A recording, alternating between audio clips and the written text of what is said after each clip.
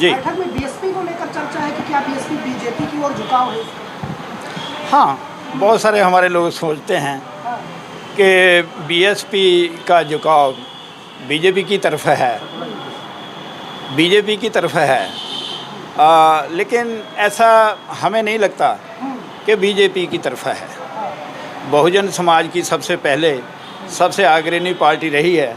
हम उम्मीद करते हैं कि वो बहुजन समाज के लिए लड़ती रहेगी, चाहे किसी भी पाले में चले जाएं।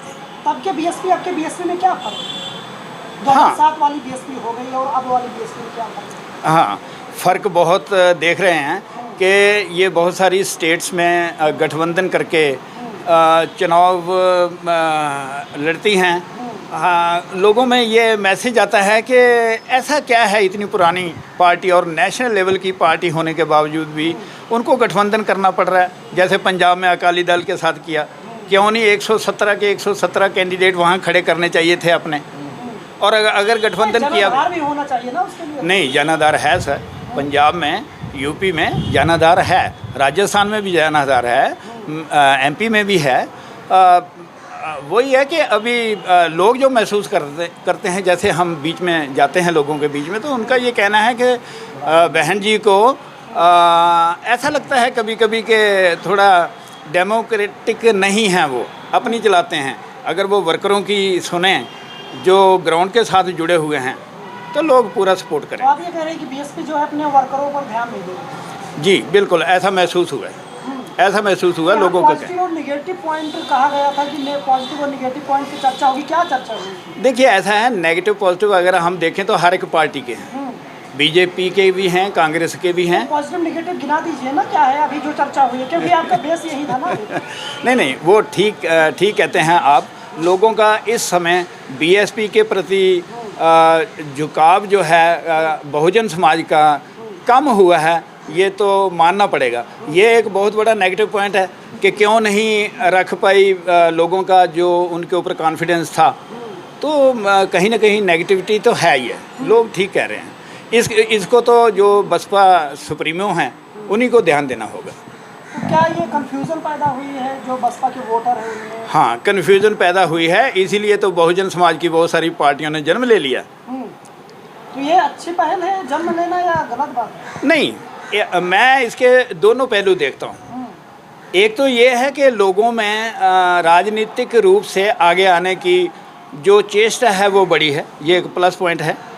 और नेगेटिव ये है कि कहीं ना कहीं बीएसपी कमज़ोर हुई है। कमजोर हुई है? हाँ, कमज़ोर हुई है। मजबूत कैसे होगी? मजबूत बहन जी को अपने जो पार्टी कार्यकर्ता हैं वहाँ जाकर के डिस्ट्रिक्ट लेवल पे, ब्लॉक लेवल पे जाकर के उनको खुद इनिशिएटिव लेना होगा, लोगों को जगाना होगा। लोगों के दिमाग में है कि ऐसा क्या हुआ, इतनी बड़ी पार्टी और उत्तर प्रदेश में मात्र एक सीट आई। ये लोगों के खुले तौर पे कहा जाने लगा कि बीएसपी जो है बीजेपी की बी टीम है। हाँ, लोग कह रहे हैं, पर मैं पर्सनली इसमें इत्तेफाक नहीं रखता हूँ। कुछ मजबूरियाँ हो सकती हैं, वो तो बहन जी बता सकती हैं, लेकिन कोई भी मजबूरी हमारे समाज से। आप मजबूरियों की बात कर रहे हैं सब, इसी मजबूरी पे हम आते हैं कि बहुत सारे लोग कह रहे हैं कि जो है मायावती जी डर गई सीबीआई कार्रवाई से। असल में तो ये इसका जवाब तो बहन जी खुद ही दे पाएंगी, लेकिन लोगों के बीच में ये सिग्नल गए हैं, इसमें कोई शक नहीं है। इसका असर कितना पड़ेगा, क्या असर पड़ रहा है, किस तरीके का? भाई, बहुत बड़ा असर मैं कह तो रहा हूँ। लोगों में फ्रस्ट्रेशन है, लोग अपना कोई नया घर तलाश रहे हैं। नया घर मतलब नई पॉलिटिकल पार्टी देख रहे हैं कि बीएसपी का कोई सब्स्टिट्यूट हमारे बहुजन समाज में हो तो उसको फॉलो करें। तो ये बहुत बड़ा नेगेटिव पॉइंट है बीएसपी के। विकल्प में देखो, आज जो बातचीत यहाँ हुई है, विकल्प आज की डेट में कोई भी बहुजन की पार्टी नहीं है। सभी को इकट्ठे होकर के विकल्प बनना पड़ेगा। लोग चंद्रशेखर को लेकर ही बात कर रहे हैं। हाँ, चंद्रशेखर को लेकर के अभी ये लड़का काफ़ी काम कर रहा है। जैसे भीम आर्मी भी बनाई है। अभी किसी के साथ कोई धोखाधड़ी होती है, कोई गड़बड़ होती है, सबसे पहले चंद्रशेखर जी पहुंचते हैं। ये एक बहुत बड़ा पॉजिटिव पॉइंट है। तो लोग कंपेयर करके देखते नहीं है बीएसपी में और चंद्रशेखर जी की जो आइडियोलॉजी है उसमें डिफरेंस नज़र आता है, तो लोग नेचुरली उधर जाएंगे। लोग कहते हैं कि भीम आर्मी वाले जो हैं वो तो आरएसएस के छोड़े हुए बंदे हैं। नहीं, ये मुझे लगता है कि ये लोगों का ऐसे हमारे लोगों को डीमोटिवेट करने का एक तरीका है। ऐसा कुछ नहीं। कैसे देखते हैं 2024 में क्या होने वाला है, क्योंकि अभी तक जो बीएसपी का संकेत है वो लगता नहीं कि गठबंधन में जाएगा, विपक्षी गठबंधन। देखिए, ऐसा है, कोई फ़र्क नहीं पड़ता वो गठबंधन में जाए चाहे ना जाए। बहुजनों ने अपनी ताकत कई बार दिखाई है। आपने देखा होगा अभी जो किसानों का मूवमेंट हुआ है वो बहुजन का एक बहुत बड़ा हिस्सा है। उन्होंने सरकार को झुका दिया। आपने देखा है सीसीए के विरोध में हमारी मुस्लिम बहनें बैठी हैं। कोई नेता नहीं था, कोई बीएसपी का नेता नहीं था, कोई भी बहुजन का नेता नहीं था। तो लोग जानते हैं अपने नेताओं को पहचानना। और 2018 में जो एट्रोसिटी एक्ट के लिए लोग सड़कों पे आए, कोई नेता नहीं था। उन्हें क्या कहेंगे जो कह रहे हैं कि बीएसपी खत्म हो चुकी है?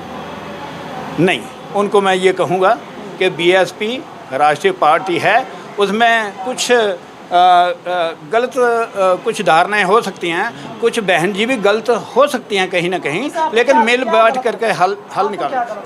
हाँ जी, आपको क्या गलत लगता है? बीएसपी पे नज़र रखते हैं तो क्या गलत लगता है? बिल्कुल नज़र रखते हैं, क्योंकि हम नीचे समाज के साथ जुड़े हुए हैं तो हमें देखना ही पड़ता है।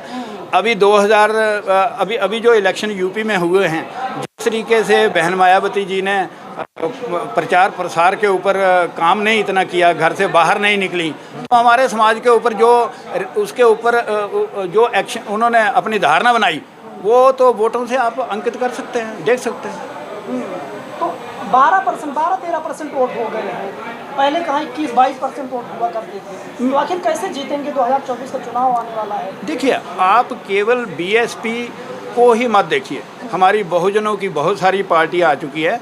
बीडीपी है, बहुजन द्रविड़ पार्टी, एक और पार्टी दिल्ली में जो 2001 से रजिस्टर्ड है, जन अधिकार पार्टी।